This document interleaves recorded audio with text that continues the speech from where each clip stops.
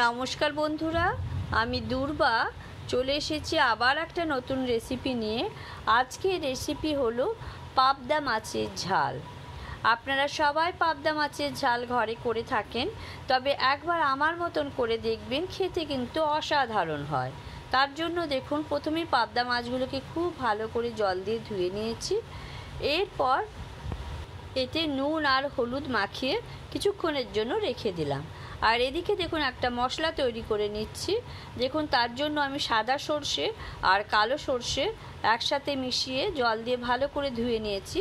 এতে কিন্তু 2 চামচ সাদা সর্ষে আর 1 চামচ নিয়েছি কালো সর্ষে, আর তার সাথে দিয়ে দিলাম 4টে কাঁচা লঙ্কা আর অল্প একটু পোস্ত। দেখুন, 1 চামচের মতন পোস্ত, আর তার সাথে দিয়ে দিলাম অল্প একটু নুন। এরপর এগুলো দিয়ে ভালো করে পেস্ট করে নেব। আর এর সাথে মিশিয়ে দিলাম দেখুন কিছুটা জল। জল কিন্তু খুব বেশি পরিমাণে দেবেন না। আর তার সাথে দিয়ে দিলাম কাজু বাদাম। এই কাজু বাদামটা দিলে কিন্তু এর স্বাদ হয় খুব সুন্দর। একবার হলেও বাড়িতে তৈরি করে দেখুন, ভীষণই ভালো লাগে খেতে। তারপর দেখুন, একদিকে কড়াইয়ে আমি তেল গরম করতে দিয়েছিলাম। আমি সর্ষের তেল ইউজ করছি। সর্ষের তেলটা গরম হয়ে যাওয়ার পর পাবদা মাছগুলো আমি নুন হলুদ মাখিয়ে রেখেছিলাম, সেগুলো দেখুন ভেজে নিচ্ছি। দেখুন, একদিকটা ভাজা হয়ে গেলে সেটা উল্টে দেব, দিয়ে অপর দিকটা আবার ভালো করে ভেজে নেব। খুব বেশি ভাজতে হবে না, অল্প করেই ভেজে নেব। দেখুন, একদিকটা ফ্রাই হয়েছে, তাই আস্তে করে কিন্তু ওল্টাতে হবে, নইলে ভেঙে যাওয়ার ভয় থাকে। দেখুন, ফ্রাই করা হয়ে গেছে। আমি কড়াই থেকে মাছগুলো তুলে নিচ্ছি। দেখুন, এইভাবে একে একে সব মাছগুলোই আমি কিন্তু ভেজে নেব। দেখুন, ভাজা হয়ে গেছে, আমি তুলে নিলাম।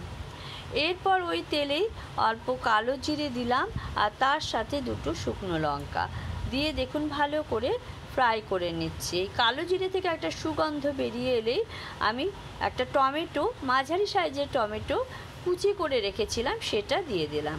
টমেটোটা দিয়ে একটু ফ্রাই করে নিতে হবে।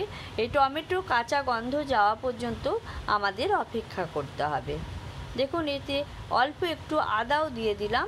আপনারা চাইলে কিন্তু আদাটা পেস্ট করেও দিতে পারেন, আদা আর কাঁচা লঙ্কা একসাথে বেটে। আমি কিন্তু একটু পুড়েই দিলাম, দিয়ে ভালো করে দেখুন ফ্রাই করে নিতে হবে। এতে করে কিন্তু কাঁচা আদা আর টমেটোর গন্ধটা চলে যাবে। দেখুন, এর সাথে অল্প একটু হালকা আমি নুন ছড়িয়ে দিয়েছি, তাহলে কিন্তু টমেটোগুলো সুন্দরভাবে গলে যাবে। দেখুন, এই সময় দিয়ে দিলাম পরিমাণ মতন হলুদ। হলুদটা দিয়ে একটু নাড়াচাড়া করতে হবে, তাতে হলুদের কাঁচা গন্ধটা চলে যাবে। দেখুন, এইভাবে খুন্তিতে করে সমানে নাড়তে হবে। দেখুন, একটু নেড়ে নিলাম। একটু নাড়াচাড়া করার পরে যে আমি সর্ষেটা বেটে রেখেছিলাম, সেই সর্ষেটা দিলাম। সর্ষেটা দিয়ে আবার একটু খুন্তিতে করে ভালো করে নাড়তে হবে। আর মিক্সি বাটিতে যে একটু মশলা ছিল, তাতে অল্প একটু জল দিয়ে আমি এতে দিয়ে দিলাম। দিয়ে দেখুন, সর্ষেটা একটু কিছুক্ষণ ফুটতে দিতে হবে। এইভাবে একটু কষে নিলে এর কাঁচা গন্ধটা কিন্তু চলে যাবে। দেখুন, অল্প করে নাড়াচাড়া করে নিলাম। দেখুন, খুব সুন্দর একটা কালার এসেছে। দেখুন, কিছুক্ষণ ফুটতে দিতে হলো। আর এতে আমি দিয়ে দিলাম পরিমাণ মতো নুন। নুনটা দিয়ে আবার ভালো করে নাড়াচাড়া করে নিলাম।